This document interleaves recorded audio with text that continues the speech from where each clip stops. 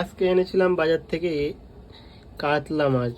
মাছগুলো এত সুন্দর তোমাদের না দেখিয়ে পারলাম না বন্ধুরা। এখন রান্না হবে দই কাতলা স্পেশাল কাজু দিয়ে। একটু পরেই শেয়ার করছি, আমরা খাবো কেমন টেস্ট হয়েছে। তুমি কিছু বলতে চাও রাধুনি? না, আমি এখনো কিছু বলতে চাই না। মুখটা সবসময় প্যাঁচার মতন হয়ে পড়ে থাকে, তো কি বলবো? আমার গরম লাগছে তাই পেঁচার মতো হয়ে আছে, কারণ এখন বাজে 1:30, 2টো বাজতে গেল। এখন আমি স্নান করতে পারিনি, দেখতে পাচ্ছ মাথায় পটি লাগিয়েছে বাবুর। একটু করেছি, বেয়ে বেয়ে পড়ছে, গা থেকে গরমও লাগছে। চাটা দাও দেখি, হাত দিয়ে কেমন বড় পটিগুলো।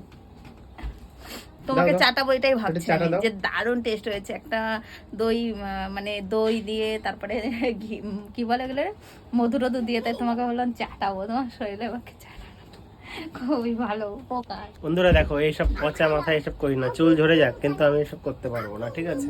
এগুলো আমার অসম্ভব। আমার যা আছে আমি তাতেই খুশি আছি। বেশি বকো না, ঠিক আছে? হ্যাঁ, এসব বাদর মুখ লোকে পাও না তাই মাখো টাক না, তো পড়বেই পড়বে না, ঠিক আছে? দোকানে না থাকলে ঘরে থাকলে অবশ্যই মাখতে। দোকানে ছিল আমি মেখে নিয়েছি, তোমার মতো বাদর তাই মুখ জন্য আমাকে এসে বলছো টাক পড়ে আমার জন্য কেন টাক রাখিনি? পড়ে যায় মেয়ে মানুষ, আর আমি দেখো একটা ছেলে মানুষ, টাক কত যাবে? টাক পড়লে টাকা আসবে শুনেছি, অনেক টাকা। তাহলে আমারও টাক পড়লে টাকা আসবে, আমার টাক পড়লে আমারও টাকা আসবে। দেখি তাহলে তোমার টাকটা কেমন। আমার অনেক টাকা, আমি জানি।